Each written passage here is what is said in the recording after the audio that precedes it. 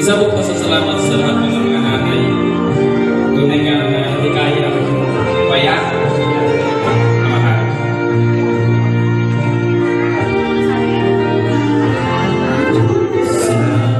Salamat sa iyo, salamat sa iyong mga likha. Salamat sa Galawin mo yan, Ma'am.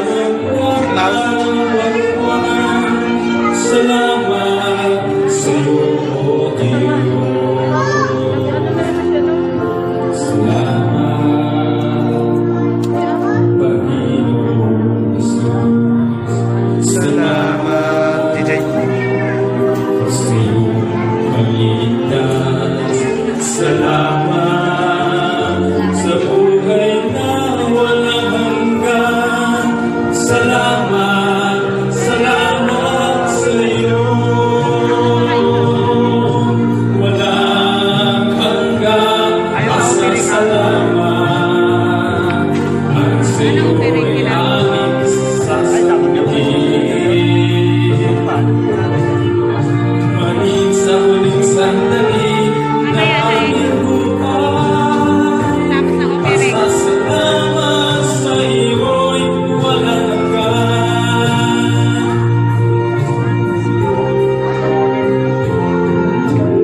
Salamat Mag-video ka lang. sa iyong banal. Salamat sa liwanag na buhay. Salamat sa walang hanggang pagbuhay mo. Salamat sa iyo, Diyos. Pag mo na. Salamat sa Saksak mo yung pan. magulang. Saksak mo. Saksak. Salamat sa mga kapatid ko. Salamat sa lahat ng kaibigan ko. Salamat, salamat sa iyo. Walang hanggang pasasalamat. Ang sa iyo'y ating sasabihin. Hanggang sa huling sandali na aking buhay. Pasasalamat sa iyo'y walang hanggan. Kaya maraming salamat sa inyo. Salamat sa bawat pagsubok. Dahil mga nanay, maraming pagsubok na pinagdadaanan niya rin kami. Sa buhay na loob. Salamat sa lakas ng pagbabago. Salamat sa iyo, Diyos. Salamat sa wagas na pag-ibig mo. Salamat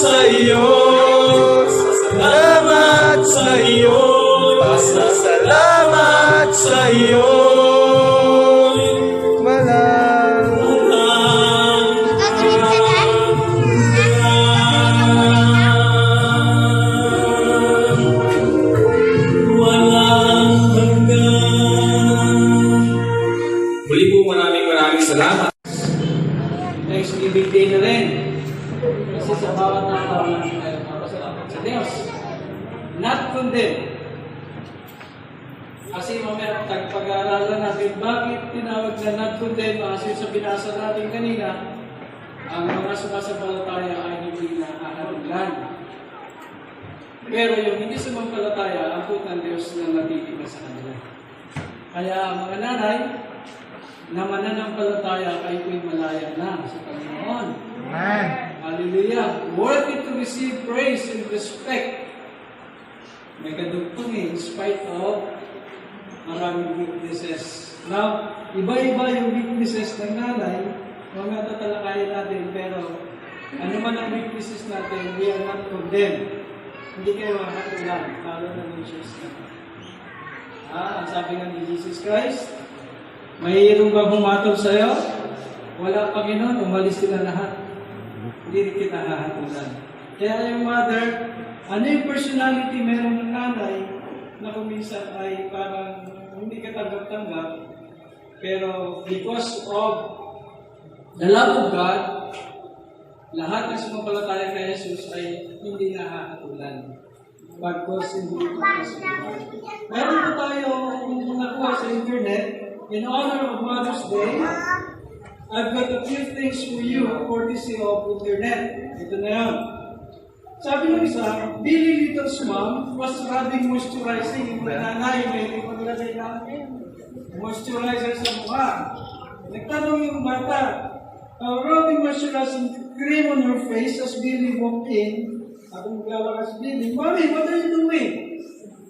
Ano nagawa ko nanay? Yes, I'm putting cold cream on my face. Sabi niya, bakit? To make my skin look beautiful. Okay, at talaga kayo nilalagay ng cream sa mukha. To look beautiful, nakikita yung anak niya, di ba? When she started wiping the cold cream off her face, siyempre pagkatapos nun, tatanggalin mo na. Sabi ng Billy said, Gosh, Mom, you're giving up already. Sabi mo, pagpaganda, ba't tinanggal mo? Ay, hindi ka na maganda. Another, mother to daughter.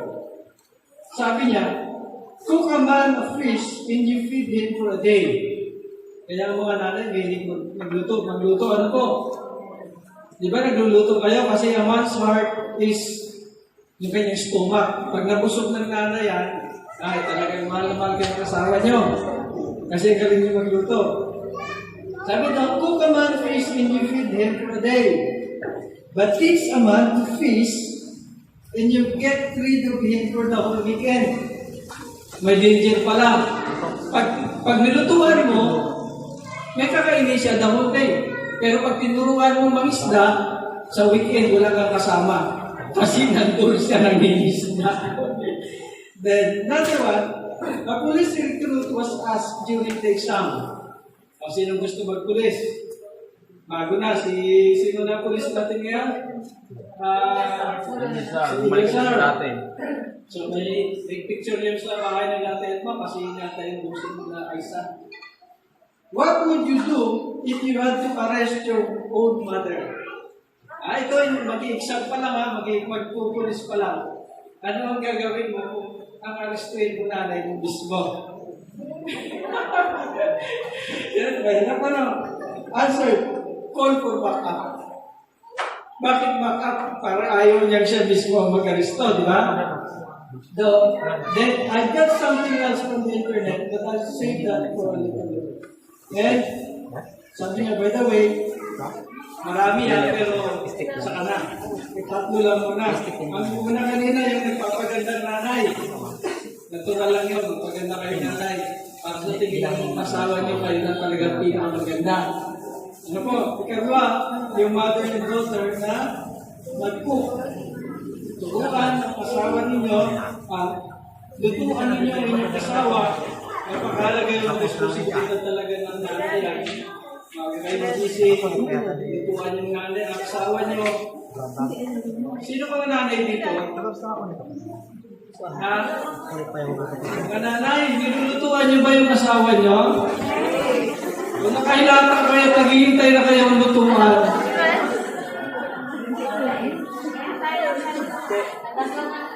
Ako pagising ko, maliligo na lang ako, nakapak na yung kakainin ko, dadalhin ko sa school. Kasi maaga pa, si misis ko ay nakapagluto na. Sa gabi, matutulog na ako, si misis ko, nagugas pa ng pinggan. Grabe sacrifice na, ganun talaga ang nanay.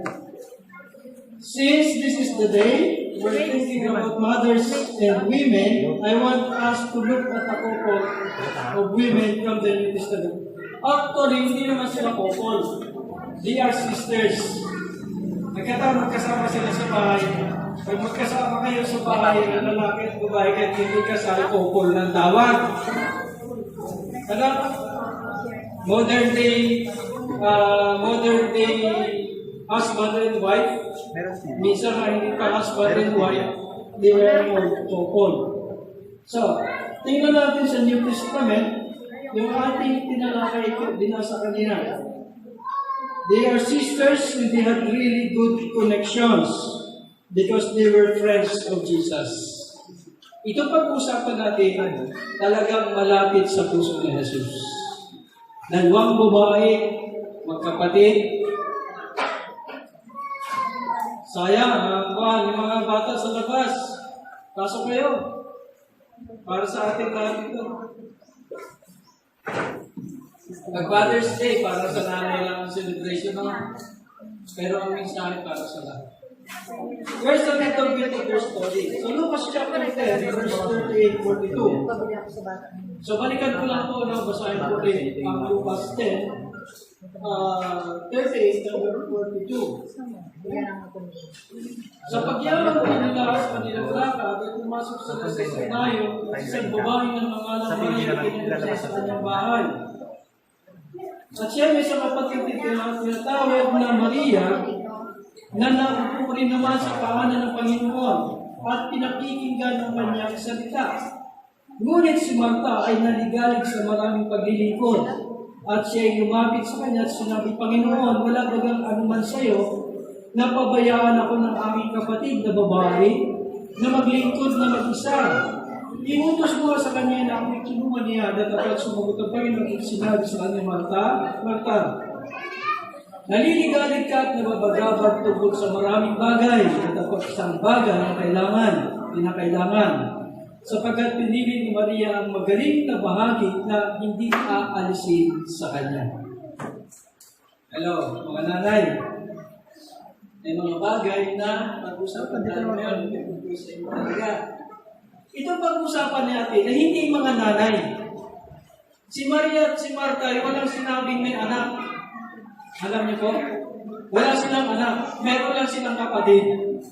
Si Lazaro, kung alam niyo. Sa sitwasyon nito, Jesus comes to a little town. At ang tawag sa town nito ay... Ano ba ang tawag sa lugar nila? Maria at Marta. Bethany. Taga rito sila. Yeah. Baka dyan sa tabi nyo. Man. Sino kaya si Marta at sino si Maria na nasa Bethany? They are his friend Lazarus. And there's Lazarus' sisters Martha and Mary. Pero sa sitwasyon ito, wala po si Lazaro. Hindi natin alam kung mamasyal si Lazaro. Wala sinabi sa Biblia kung bakit si Lazaro wala. But in just a few short verses, we found out a lot about the sisters. Tingnan natin. These sisters were about as opposite as you can get. Magkaiba po ang kanilang personality.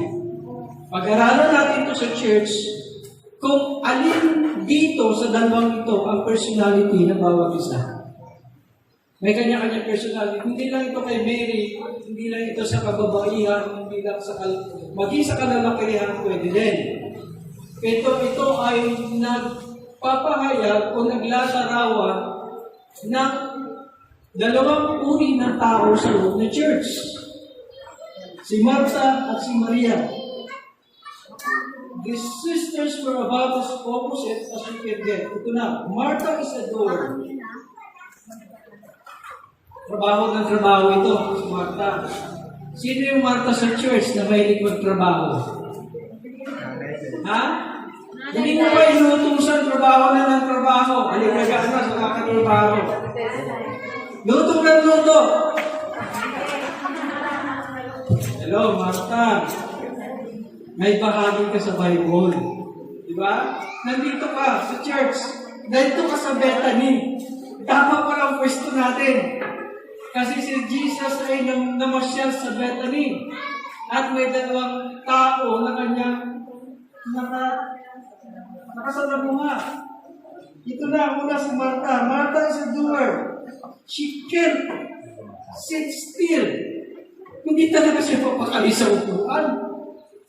Bakit kaya? Ganun talaga may mga nanay talaga. Hindi pa natatapos yung isang trabaho. Gusto niya sundin ulit ang kasunod. Gawin agad. She's got company, so she gets to be doing something. Ano pa? She runs in the kitchen to get supper going. Luto agad. At tawag natin sa kanya type A. Type A natin kasi may type B pa. Multi pa na yun, matching type. Magmamatching type tayo. Okay. Column A. Siya ay si Martha. Si Martha ay palatrabaho. Si Martha ay hindi mapakali. At gusto niya lagi may ginagawa sa bahay, sa kitchen. Ito yung kabaliktaran naman. Sino kaya ito sa church? Si Mary. Mary is a complete opposite of her sister Martha. Kabaliktaran. Ano nga si Martha kanina? Doer. Si Mary kaya? Posting along. Mary is just posting along. Doon lang siya sa tabi. Tahimik lang siya. Wala siyang pakialam kung anong nangyayari. She's just happy to see Jesus. Ayun ang maganda doon, ano?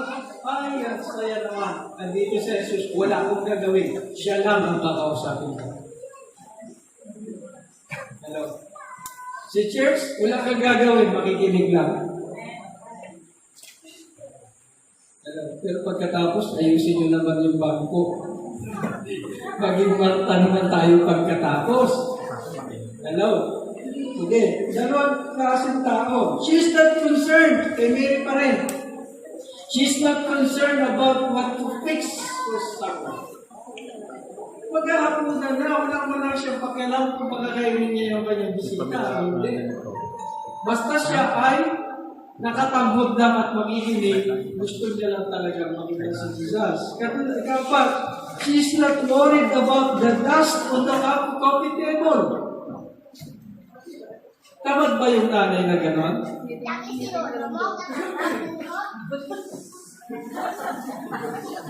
Marami ng alikabok, hindi man lang mapagpagan. Marami ng dumi sa upuan, hindi man lang mapunasan. She's not worried about the dust on the coffee table. At ulit, she's just laid back and listening to Jesus. Kinig lang talaga. Ano sabi na? Bahala dyan kung maburing. Basta ito masimba. Attitude of Mary. Pero maganda naman dahil mamaya titignan natin kung alin ang the best at alin yung worst. Ano? Attitude. Which camp do you fall in? Both men and women have personality like either Martha or Mary. Naniniwala po ba kayo kahit yung katabi niyo magkapatid niya sa Tites at sa Tibili, magkaiba yung personality nila. Tama? Si Lulong at si Efren magkapatid yan, pero magkaiba ng personality yan. Si Pupoy at si Dundon magkapatid, magkaiba ng personality yan. Sino pa magkakapatid dito? Kami ni Bobby at ni Tuto. Ayaw nga pala, may gusto akong ipatid. Para mas feel ko tawagin niyo kung Pastor Hernan kaysa Pastor Tuto kaysa Pastor Hernan. Kasi may Pastor Hernan na sa Bethany. Pastor Hernan Pico. Kaya pag tinatanong, yan si Pastor Hernan, sino Hernan? Pag Pastor Barrios daw, wali ka Barrios sa Bethany. Pangatlo. Ang problema, mas sikat yung isang pastor. Isa sa isang pastor. Kasi pag tinawag si Pastor Hernan Barrios, ay, nobody heard. Hindi ako kilala sa ay, pero pag sinabi Pastor Balos, Pastor Edgar agad yun. Automatic yan. Pero pag Pastor Tuto, gusto ko, Pastor Tuto ko na sa akin. Mas maganda kasi ang Tuto sa Bisaya, Kalangga. Okay, balik tayo. Both men and women have personalities like either Martha or Mary. Kung tatanungin mo kayo, isa-isa, ano yung sa dalawa na personality yung meron ka? Kay Martha ka ba or kay Mary? Hello? Sino si Martha sa inyo? Nanay. Sino sa Mary? Sino yung parehas? Hallelujah. Parang sa pakinggan ng parehas, no? Yung isa, naghahanda sa pagkain, yung isa nakikinig na pangalam. Some of you have been doing something all the time. Sabi all the time. Somebody showing up, push you in, frenzy. Ano yung frenzy yung tinatawag natin? Masyadong matinding pagkabalisa. Grabe. Pag may nakita isang bagay, hindi mapakali. Yung isip niya, tumatakbo na agad. Minsan pag nakita niya upuan, kahit nag-asip mo na bakit ito madumi-dumi, napunta na yung isip niya dun sa upuan. Bakit? Kasi doer siya eh. Yung buong concern niya doon sa kanyang mga nakikita. Sa lahat ng kanyang ginagawa. Ang isa naman, wala talaga siya pagkalam. Kahit ano pa yan, ang mahalaga nakikinig ako. Hello? Ang mahalaga nakikinig kayo. Pero mas maganda, concern din kayo. Kasi nga, dalawa ano? Some of you, showing and puts you into crazy. You've got to keep your hands busy all the time. Martha, busy ka all the time. Mary, busy ka rin all the time. Bakit? Busy sa kamay, busy sa tainga. Kailangan dalawa. You are Martha time. And some of you can just post along. Sabi na, you wonder what all the fuss is about. Yung pagkakabala. Ano yung pinakakabala talaga natin? Mayroon po tayo seminar. Martha, magpahinga ka naman. Seminar ka. Martha, magpahinga ka, nakapapagod ka na. Maging Mary ka ngayon. Ano po yung Mary? Makinig ka naman. Umupo ka sa tabi ni Jesus at pakinggan siya. Pero pagbalik sa bahay, Martha ka ulit. Magpaka-busy ulit tayo. Pagdating sa church, magpaka-busy pa rin ulit tayo. Kasi ang dalawang personality nito dapat ma-absorb natin pareho. Hindi pwedeng kay Mary ka lang, although kay Mary, nasabi ng Jesus, ang kanyang ginawa ay mas mabuti at hindi aalisin sa kanya. Pero minsan, magiging dahilan yun, ang mga kabataan minsan, hindi na nagtatrabaho sa bahay nila. Ma, pa, tay, nay, nagmatawag, punta ako sa church. May gawain kami. Kasi ligtas na siya, kailangan maglingkod siya.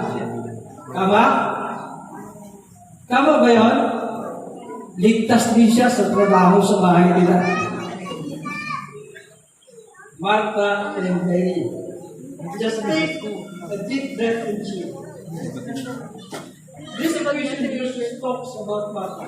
Sabi niya, don't work yourself up. Balikan natin ha. Lucas chapter 38.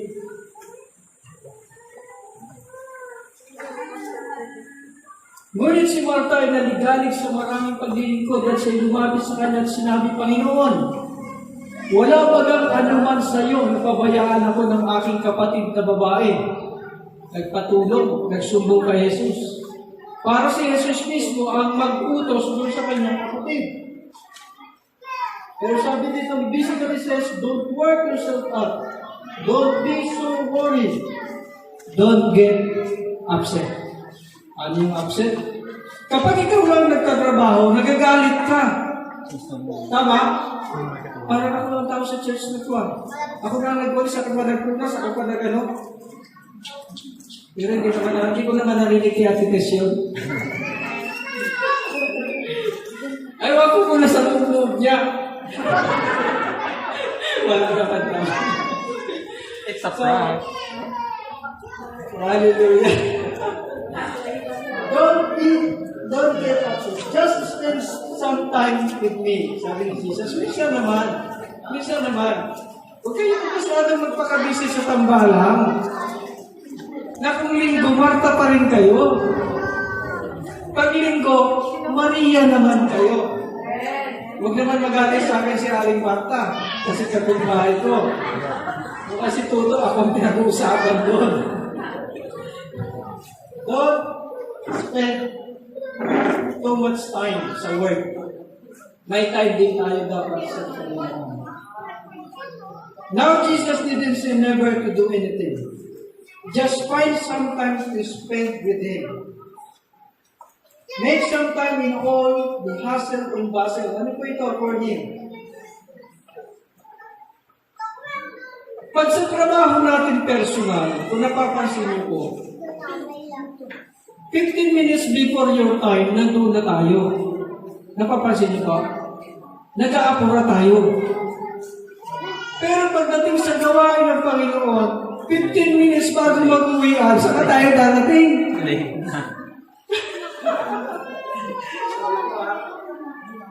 Kasi si Mary at si Martha ang pinag-uusapan natin.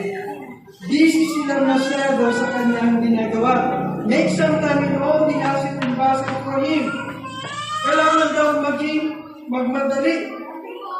Lagi tayo, lalo na pag sa gawain lalo ng Panginoon. Nagkaroon ko ng seminar, unang araw ng linggo, dahil walang kami mag-asawa, representative sa Philippines. Second Sunday, second week, isa lang, si Brother Efren lang. Third week, isa lang uli, si tatay lang. Ano na, second week pala, third week pala si Mabel at si Tintin. Fourth week, si tatay lang. Ang fifth week, sana lahat tayo, di ba no? Kaya lang, pinigilan at marami daw darating. Ang tanong, bakit pag sa gawain, hindi kayo nagmamadali? Pastor, sama ko dyan, pagkakataon yan. Hello, Martha. Hello. Hello, Martha. Busy ako. I-grab daw natin ang bawas pagkakataon, lalo na pag sa gawain ng Panginoon. Kasi minsan lang yan. Pag malakas pa tayo at magpagamit tayo sa Panginoon, marami kang magagawa. Pero pag mahina na tayo sa tayo magpagamit sa Panginoon, ang mga kapatid, maghirap na mag-preach. Lulugo-lugo ka na dito, tapos sasabihin, hindi ako makabasa ng Bible. Kasi nalabog na bata ko. Ako, pakibasa. Wala na, ayaw na tayo pare-pares. Hallelujah. Make some time in all the hustle and bustle for Him. Sometimes, magkapura tayo, magtumakbo tayo, pag lalo na sa gawain ng Panginoon. Pwede po ba? Amen. Mary, yes, Lord. Martha, wait, Lord.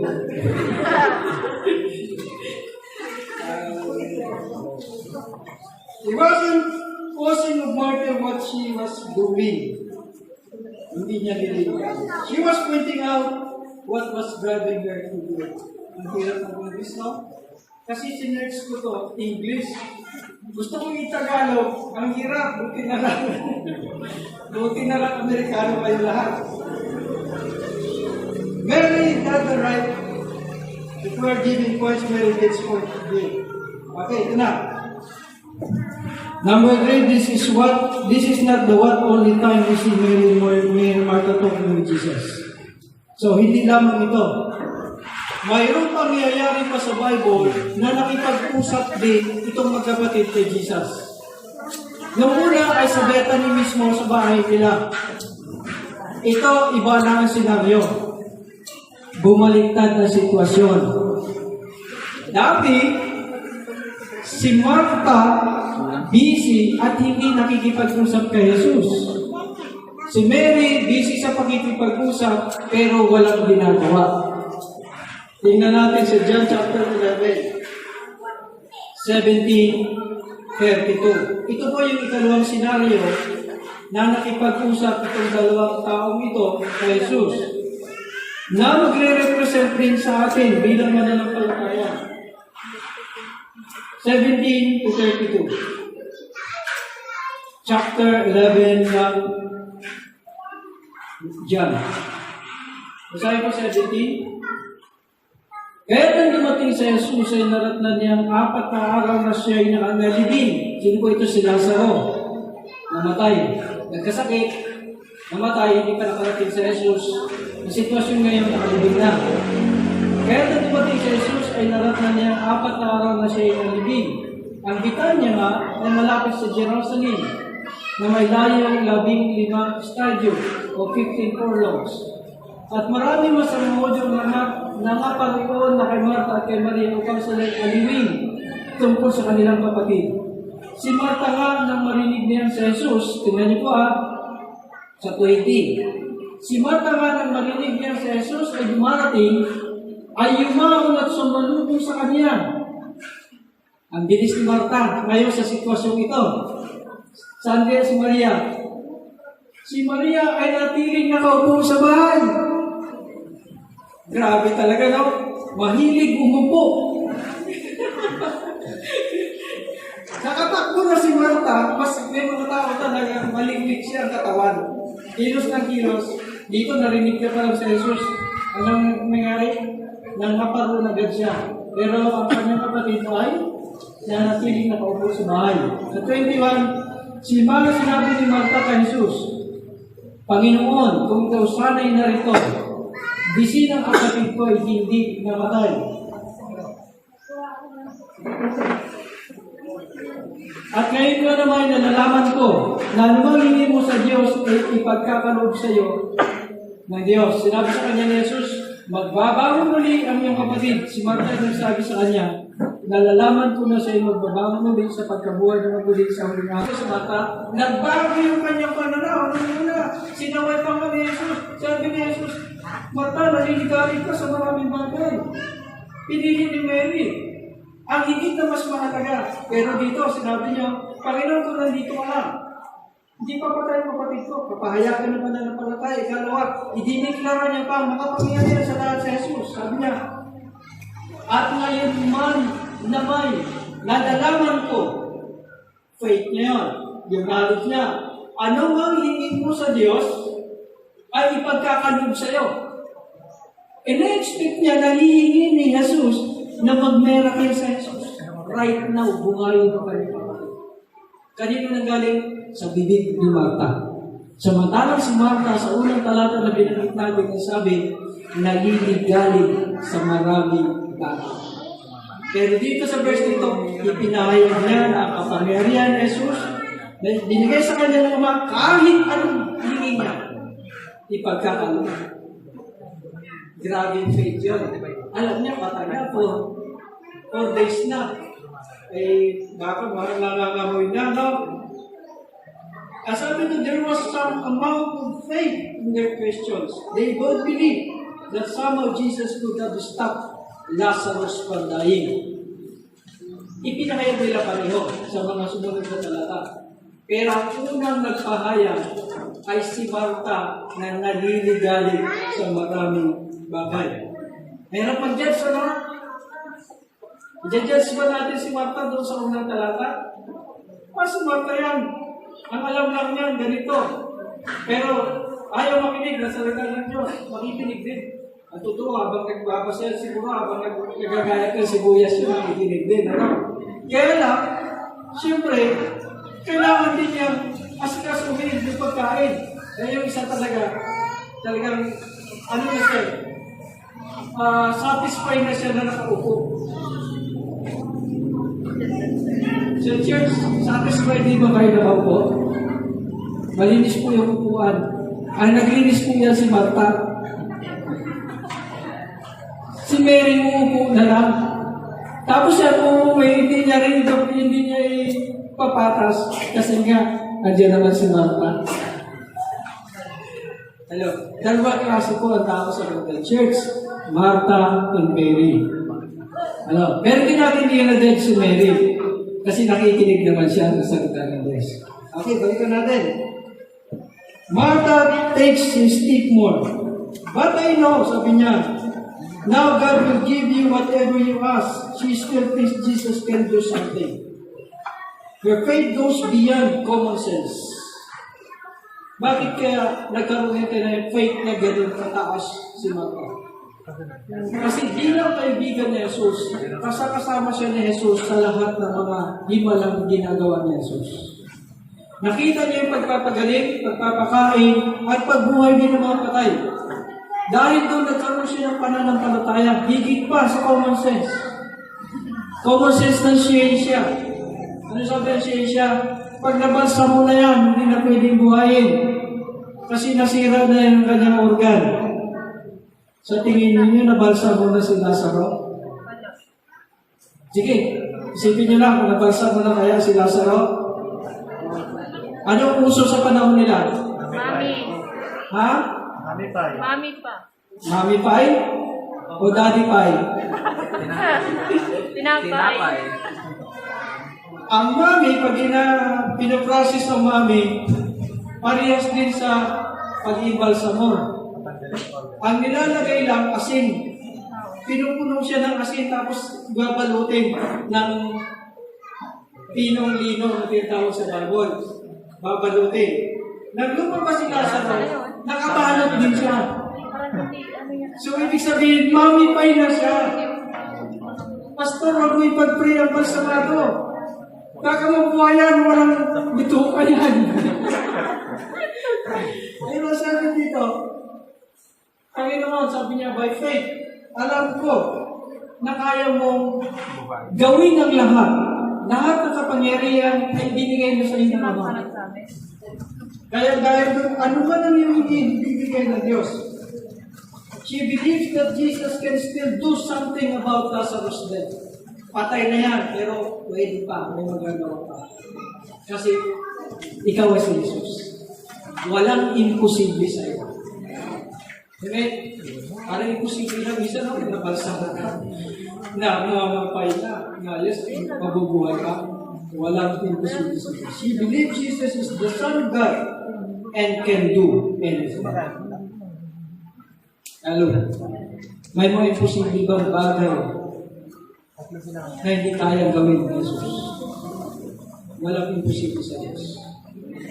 Hallelujah. In this instance, Miss Martha's faith much more than Mary's. Mukhang nagbaliktad. No? Mas mataas at pinahayag talaga ni Martha ang kanyang pananampalataya kay Jesus. Samantalang si Mary, narinig na naman nila pag-uho. Pero likas talaga yan ang pagiging tamad ni Mary. Sabi kay Mary kasi hindi naman ako narinig ni Mary. Base sa Bible, nanatili siya nakaupo. Nanatili siya nakaupo samantalang si Martha ay tumakbo at sinalubong agad si Jesus. At ipinahayag agad yung kanyang pananampalataya. Lord, kung nandito ka lang, Lord, alam ko kaya mong gawin kasi walang imposible sa'yo. Pagdating ni Mary, baka sinabi ng mga kasama nila, alam mo, ginausap niya si Jesus, sabi niya ganito. So, hindi makikinig, pero walang ginagawa. Wala? Which? Ano? Nagalit na si Pupi sa akin.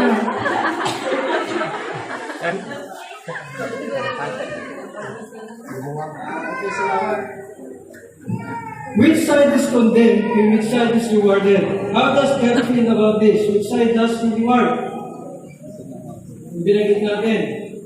And Romans chapter 8 verse 1, tingnan nga natin kung mayroon ba tayo tatanggapin o hindi ba ganito ka dati? Ganito ka mag-isip, ganito ka manalita, ganito ka kung gumawa. Lagi niya nire-remind, makasalanan ka. Kasi nga, kinukondem niya tayo. Lagi niya tayong binabalik sa dati nating buhay. Ang sabi nung video kagabi, remind him, ano kasunod? Of his future. Satanas, kung nare-remind sa akin yun, dahil i-remind ko rin sa iyo kung saan ka pupunta pagdating ng araw. Saan siya pupunta? Gusto niyo sumama? Kasi lagi niyang nire-remind, ito ka kasi dati. Kasagot ng dati yun. Ikaw, saan ka pupunta? Pagkatapos nito. Nasabi ng anak mo pa, naatake mo si Satanas sa sermon mo. Mabalikan ka nun, naatakein ka rin. Sabi, covered tayo ng blood ni Jesus Christ. Kaya ang lahat ng nakay-Kristo, wala nang hatol sa mga nakay-Kristo Jesus. One time, kumakain kami sa school. Sabi ng isang teacher, Sir, naniniwala ka ba ng Kristiyano protektado sa pandemya nito? Yes, naniniwala ka. Kasi ang sabi sa lumang tipan, nang nagkakaroon ng kordero ang mga Israelita at inilagay sa kanilang pintuan, ang anghel ng kamatayan ay lumampas sa kanilang bahay. Ang tawag ng Passover. Lahat ng nananalig kay Kristo, covered din tayo ng kanyang pagkakas. Ang sagot niya, ibig sabihin, yung hindi lang mananampalataya ang magkakapugin. Ano po ang magiging sagot niyo? Alam niyo po, natigilan din ako. Kasi iniisip ko, sino ang Kristiyano na nagkakubit? Makibalik niya sa akin. Tapos pag-uwi ko, inuubo yung asawa ko. Paano kung bakit challenge ko yun? Simple lang ang tanungan yun, di ba? Paano kung nagkakubit siya? Ibabalik nila sa akin, di ba sabi mo, ang Kristiyano hindi nagkakubit? Uy, bakit ikaw nagkakubit? Magbigat ko, di ba? Ibabalik sa atin lahat ng sinasabi natin kapag nangyari sa atin. Kaya lagi ko sabihin, Lord, huwag mangyari kasi patutuo ko ito. Ipinahayag ko sa harap nila na ang lahat ng mananampalataya ay covered ng dugo ni Jesus. At pag pinayagan mo na magkakakubit ako, sasabihin nila, hindi totoo yung aking pananampalataya. At hindi totoo ang iyong salita. Alam niyo po, pag mga kasama ay hindi mananampalataya, sa bawat salita binibitawan natin, binabantayan talaga. At ibabalik talaga nila sa atin. Kung mangyari sa atin.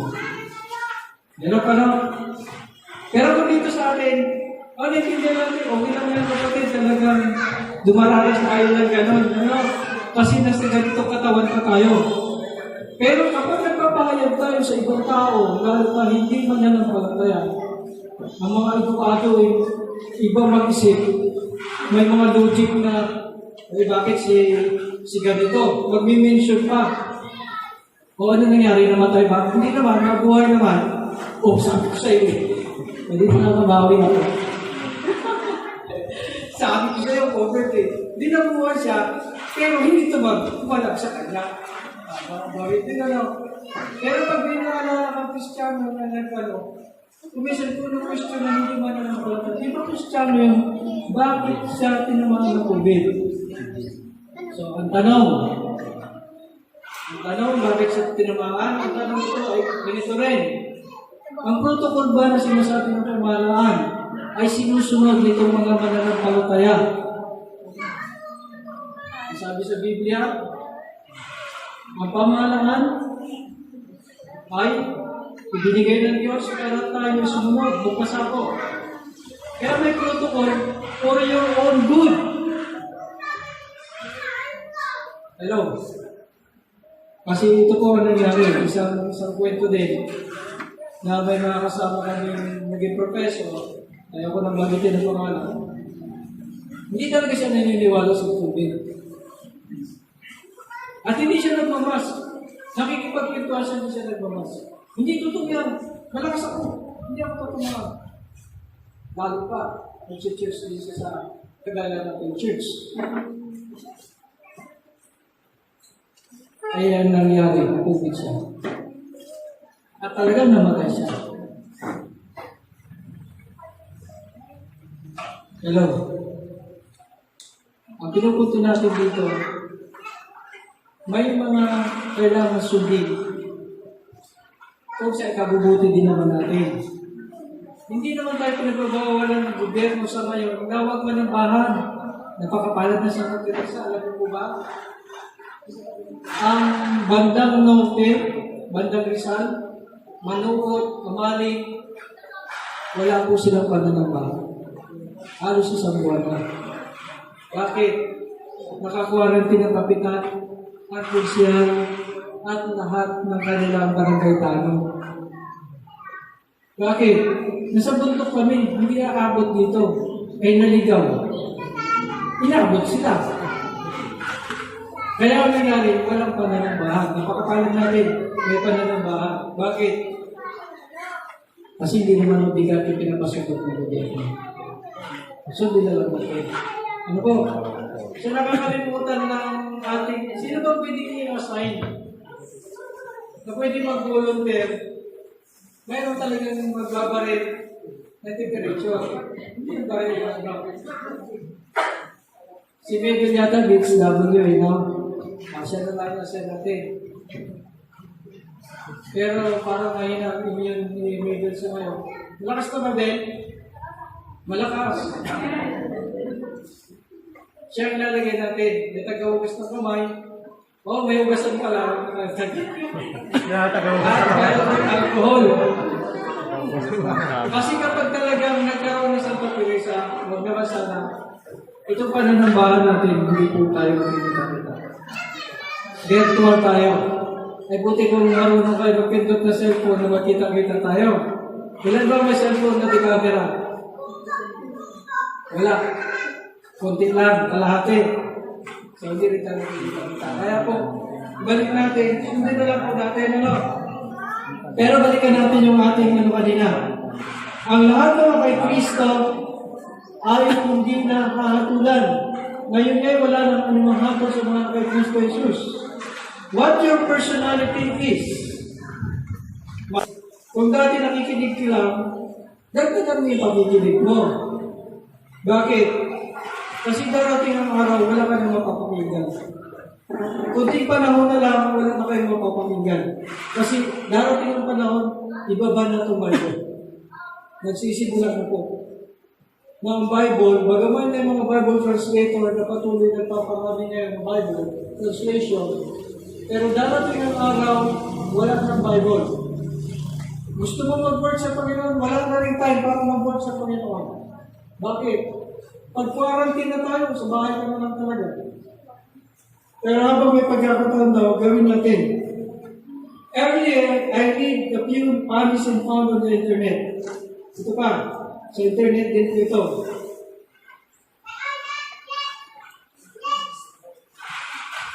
I told you I had something else for later. So here it is.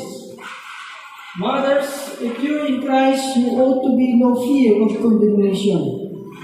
Because of your standing of righteousness, because of Christ's work on your behalf on the cross. No condemnation, standing of righteousness. Mothers, even though you may feel you are Christ Jesus, you ought to have no fear of condemnation because of your standing. So, nagkaroon ng pag-uulit ako. You are not condemned by messy homes. Salamat kayo, hindi ako nadalaw. Alam niyo po, pag nagdadalaw ang pastor, hindi naman yung bahay ng tinitignan. Kayo na anak. Pero hindi ba iwasan na nakikita yung kalat, yung bahay ng makalat at ang bahay ng masino? But you are not condemned by messy homes. Maraming kalat, maraming dumi sa bahay.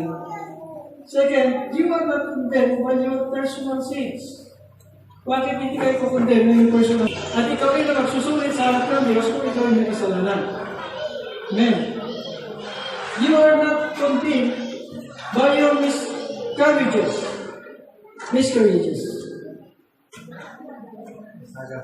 Ito po ay patungkol sa mga nanay. Alam namin may mga nanay na nakaranas ito na naaagasan. Si Sarah na nagkaroon ng pag-agas noon, pero hindi sinasadya. Nagkaroon kami ng visitation. Naglakad kami dyan dito sa Bina, papuntang Agaring. Pagdating sa bahay, doon na nagsimula.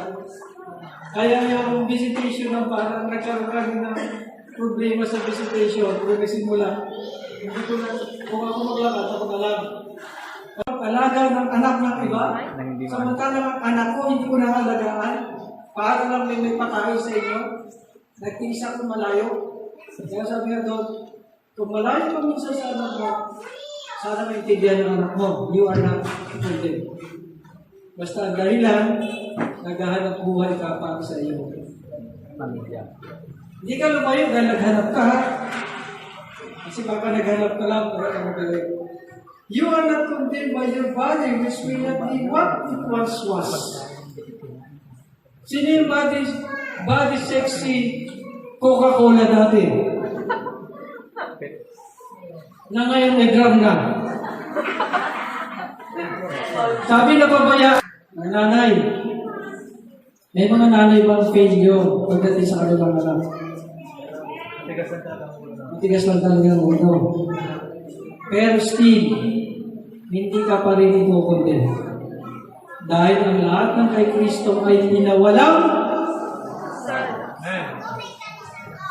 yung anak mo, matigas talaga. Pero ikaw naman ay hindi. You are not condemned by your rebellious children. Hindi talaga mawala, ano? May mga anak talaga na rebellious. Pasal-pasal ng nanay. Pasal pa ng nanay yung anak. Pasal pa yung tatay. Balda yung nanay. Ang gagawin ng church talaga doon, you are not condemned. Instead, ipag-pray talaga ng church. Kasi ang kabigatan ng isa ay kabigatan ng lahat. Ang sabi ng Biblia, magdalahan kayo ng pasanin. Kung ang magulang nahihirapan sa kanyang anak, nahihirapan pa sa kanyang asawa, hindi natin i-condemn yun. Bagkus ipanalangin natin kasi nabibigatan na siya sa kanyang pasanin. Amen. You are not condemned by the frustration of behavior to scrape mac and cheese off the kitchen floor again. Ano daw yun, Ten?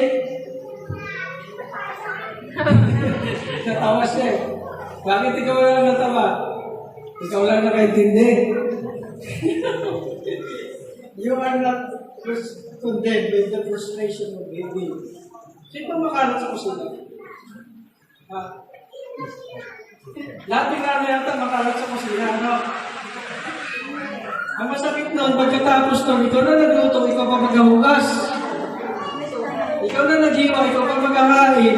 Ulang ka lang, subukan mo pa sila. Pagkatapos na kumain, aalis na parang sa restaurant kumain. Mag-taste ka, Happy Mother's Day po. The Lord of the Mother. Hallelujah. Tatay, tulad mo na kayo. Pag-isa-isa.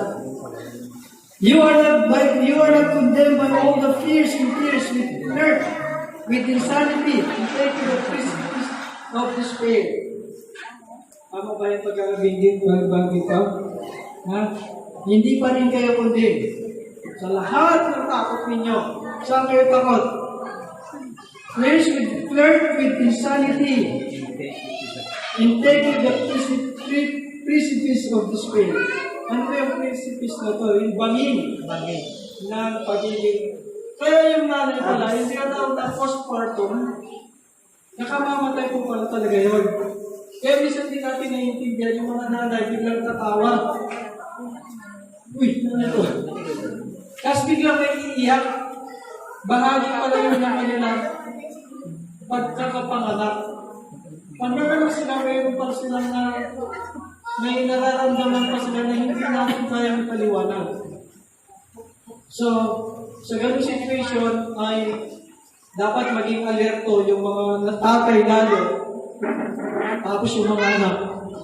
Kasi kung hindi kayo sensitive sa sitwasyon ng nanay, may nangyari po sa Cavite parang 2 o 3 years ago. Iniwan yung tatay yung kanyang asawa dahil sa kanilang pagsasama, nag-iiba daw yung ugali ng asawa niya. May time na hampasin siya, susuntukin, kakalmutin. Hindi niya naintindihan na meron parang nararanasan postpartum ng asawa niya. Ang ginawa niya, lumayo siya. Iniwan niya yung kanyang mag-ina sa pag-aakala na hindi na siya mahal ng kanyang asawa. 3 po yung kanilang anak, pinatay lahat ng nanay. Habang natutulog. Umuwi yung tatay, sising-sising. Nalaman niya sa manggagamot, sa doktor, na yung palang kanyang asawa ay mayroon ng sakit sa pag-iisip dahil sa pangalan. Kaya yung mga tatay, dapat maging sensitive tayo. Akala lang natin, hindi na kayo mahal ng asawa niyo, totoo mahal kayo niya, nagkakaroon lang sila ng ganung sakit. Postpartum disease. Kaya hindi dapat kinukudin. Uy, di ba Kristiyano ka? Ba't ganyan ang balik mo? Di ba madalas yan na sinasabi natin? Pero hindi natin naiintindihan, mayroon pala sila nararanasan. Ang tatay, hindi na naman anak eh. Kaya hindi nila nararanasan postpartum. Ang kanila lang kayang isipin kung ano ang pwedeng iuwi para ipakain sa pamilya. Tapos nang uupo na, manunod ng TV, magbubasa ng dyaryo, samantalang yung asawa, tuloy-tuloy yung pagtrabaho sa bahay. At pag nakaranas pa yun, nakikita na postpartum na yun, kawawa. Ang minsan napagpupunta ng mga bata. Nakakita na ba kayo sa mga balita, yung anak sinasakal ng nanay, 1 year old, sinasampal-sampal. Yung bata, tapos sinahagis-hagis. Sasabi, nababaliw na yung nanay. Totoong nababaliw siya. Dahil sa kanyang panganganak. Siya dapat daw, hindi yung kinukondem, kundi tinutulungan. Sa church, walang kondem. Walang sinusumpa dito. Walang inaakusahan. Walang hinahatulan. Bagkus tayo ay nagkakatulungan para i-lift up to bawat isa. Alam niyo po, Mother's Day na ngayon. Kaya tinalakay natin ang tungkol sa mga mother. Pero talagang gusto natin talakayin yung huling panahon. Kasi ito na yun eh. Ito na yun. Ang tao ay magkakanya-kanya. Kapag sa church ay nangyari yung pagkakanya-kanya, may sakit na pala yung katabi natin. May postpartum disease na pala, hindi pa natin naintindihan. Kayaan siya. Baliw naman yan. So lalo natin, di-down. Hindi tayo katulong. Di na body of us. Kaya ngayon pa na magkakita tayo ng personality. Meron pa kapatid, meron lang, kasulatan. Meron ka kamay, malayo pa, meron kayo. Yan lang.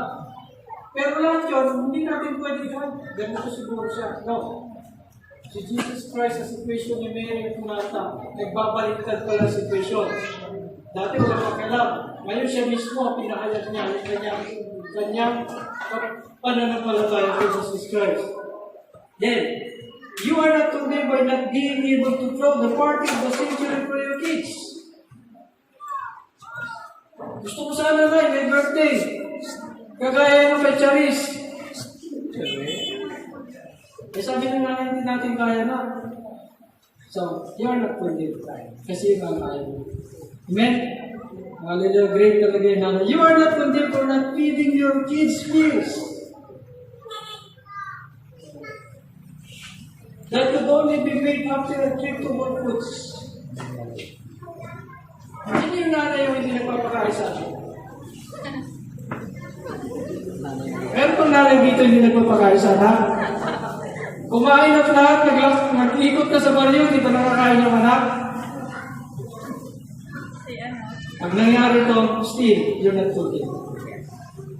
Nakalimutan mo lang. Tulog pa po kasi pag Nakalimutan mo lang, anak ka. Tulog pa pag alis. Ha? Tulog pa po pag alis. Tulog pa. Pero dapat may iniwan ka pagkain sa lamesa. Hindi mo na pinakain, hindi mo pa iniwanan ng pagkain.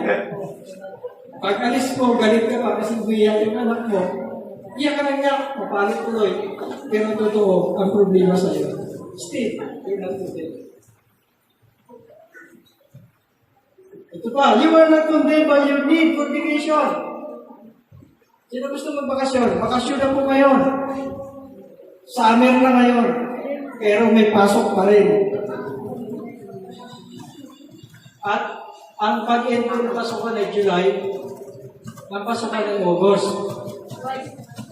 May pahinga kami sa linggo, pero may virtual yun. Virtual training, kaya wala rin pahinga. Pero nag-propose ang Senador Bongo na gawing October ang start ng pasukan. Pero hindi ko alam kung approve na. So, pero meron. You are not condemned by your need for vacation. You are not condemned for not living up to standards of your mother or mother-in-law. Alam niyo po, mahirap talaga kasama yung ganan. Yung pagbabae kayo. Kasi yung nanay, mitikulosa yan. Lahat ng gusto niya, makita niya doon sa manugang niya. Totoo ba yan, nanay? Dapat ganito ang timpla. Dapat ganito ang paghiwa ng sibuyas. Ganito dapat ang pagpitpit ng bawang. Ganito dapat ang pagbukas ng kalan. Ganito ka dapat magwalis. Dito ko maglaba. Pag hindi kayo nagkasundo, ang sabi niyo wala yung bicolor sa puti. Still, you're not condemned. Wala ka pang kayo. Wala ka pang Diba? You are not condemned by the tears of those who have no kids.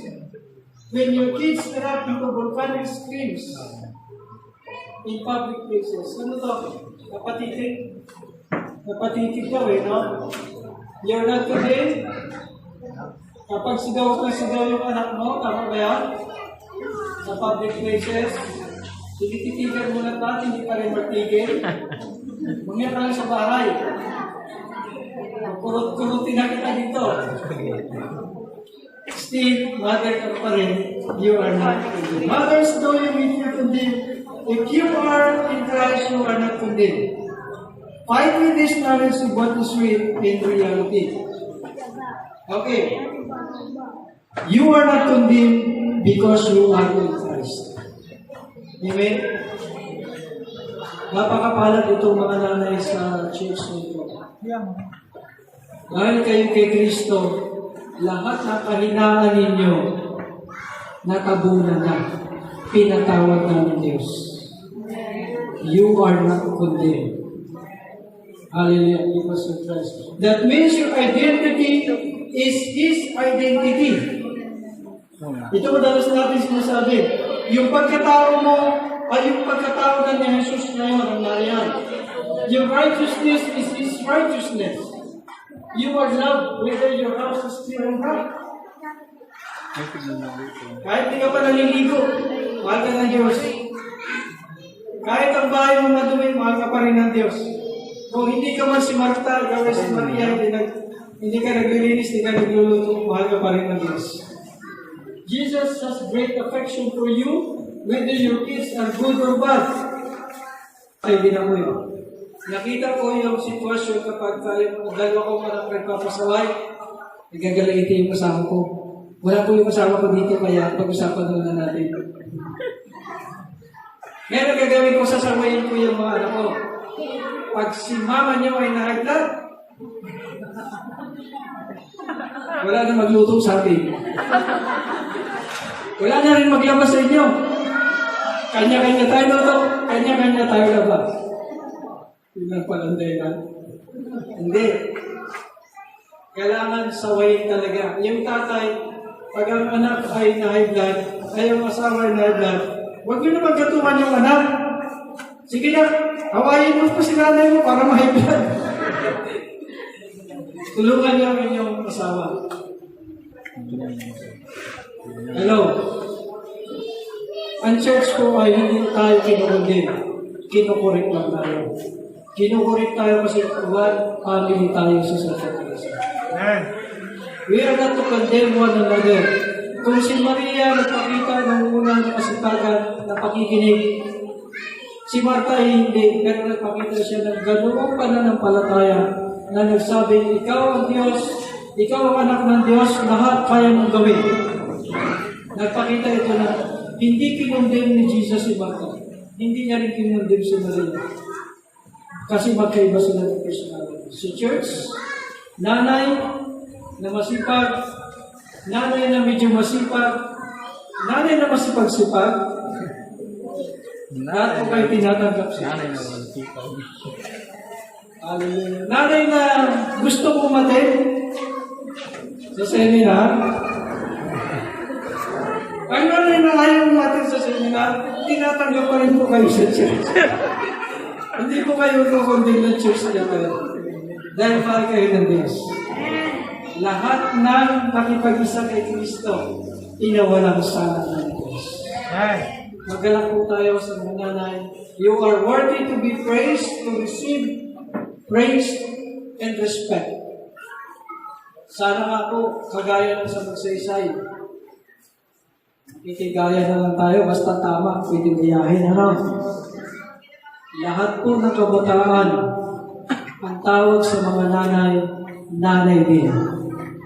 Kahit hindi nila nanay sa church. Ang lahat ng tatay sa church, lahat ng kabataan, ang tawag nila, tatay din. Bilang pagrespeto sa mga matatanda, ang mga elders pa rin, pag Tagalog, elders sa church. Kaya bang gawin yun mga kabataan? Ang kabataan, tatawag ng tatay sa mga tatay sa church. Kahit hindi nyo sila talaga ng palataya, sa kanilang kasipagan, sa kanilang pananalita, sa kanilang mga ginagawa o Diyos, ay maging halimbawa sa mga susunod na hinagasunod. Bless nyo nga ito, Panginoon. Ang kalakasan, ang kasaganaan, Panginoon, patuloy namin iginagawad sa kanila. Ang iyong protection, Panginoon, sa araw-araw. Sa kanilang sakit, Panginoon, kung mayroon pa silang nararamdaman sa pagod, Panginoon, sa araw-araw na paggawa. Dalangin namin, O Diyos, equip them, O God. I-clothe them, O God, with your strength. Salamat, Panginoon, sa mga ito. Salamat sa kanilang buhay. Sa patuloy na inspirasyon ka nang binibigay, O Diyos. Sa kanilang patuloy na buhay, Panginoon. Bless them, O God. Hallelujah. Bawang kalakasan at kasipagan, Panginoon, ay patuloy na bigawad sa kanila. Tulungan niyo rin kami ng mga tatay, Panginoon. Nagpadama ang aming pagmamahal sa kanila bilang pasasalamat at pagrespeto, Panginoon, sa kanilang kasipagan at pagmamahal at pinapakita sa amin ng Diyos. Patuloy, Panginoon, tinatas namin ang lahat ng ito sa matamis na pangalan ng Kristo Jesus ang Panginoon. Amen. Mga nanay, hintayin niyo po, mayroong awit at mga handog ang inyong mga anak. At ako po ay bababang na rin.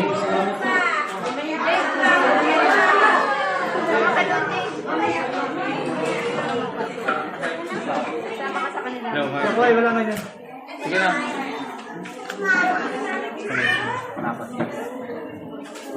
Hello, Mike. Kaya walang mic. Hello, Mike. Check isa. Wala tayong mic. Hello, Mike.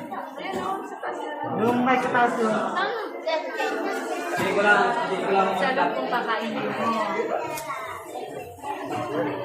Pero mga tinatawagan ko na yung inarkin akong singer. Meron akong inarkin ng singer para kantahan kayo. Ika, at saka si sinabi ko na kung sino yung singer natin, no? Si Ika, si Nicole. Habang ibibigay ng mga, sabi natin, mga anak nyo na rin yung mga nandyan na magbibigay ng yung tinapay, di ba? Yung tinapay ng buhay. Yan na po yung nakayanan. At talaga, hindi po pagka naghanda. Pero yan na po yung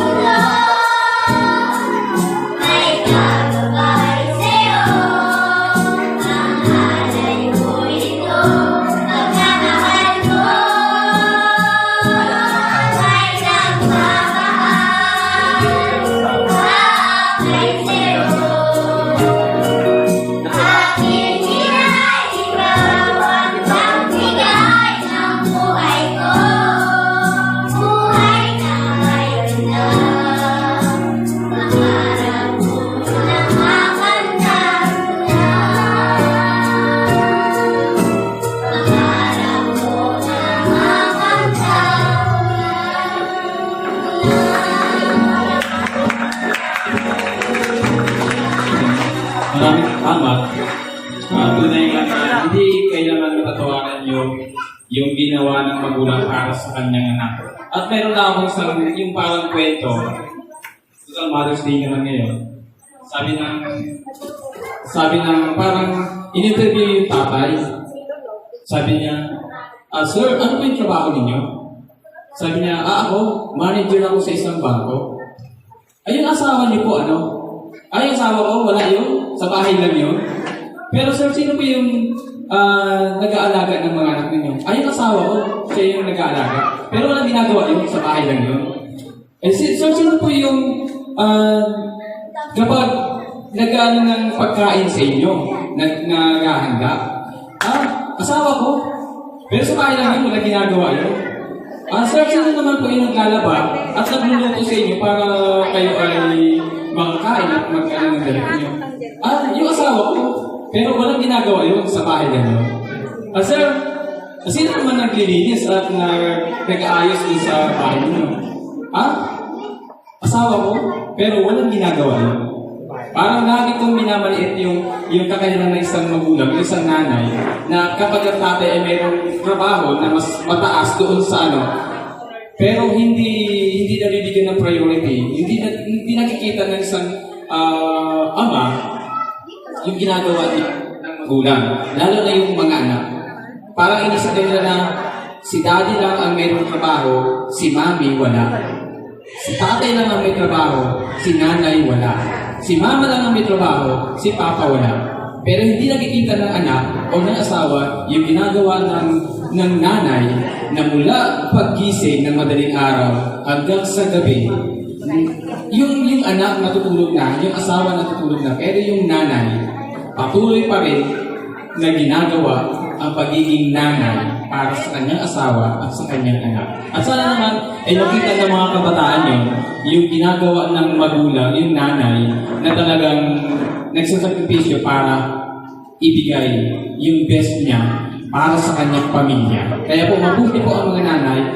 Maraming salamat na mayroong nanay para nakakasama.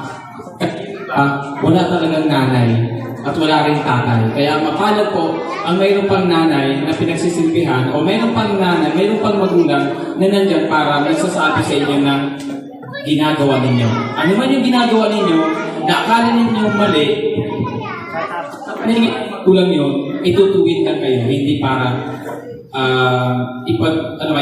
o pagalitan ng nawawala. Kaya po, maraming salamat po sa siyam na buwan na pag-iingat ng magulang ng nanay para sa kanyang anak. Kaya mabuhay po ang mga nanay, lalo na dito sa church. Maligayang kaarawan po na bilang mahusay na nanay sa buong mundo. Yun na po. At yung ginagawa ninyo po ay talaga pong para po sa lahat. Kaya po mabuhay po. At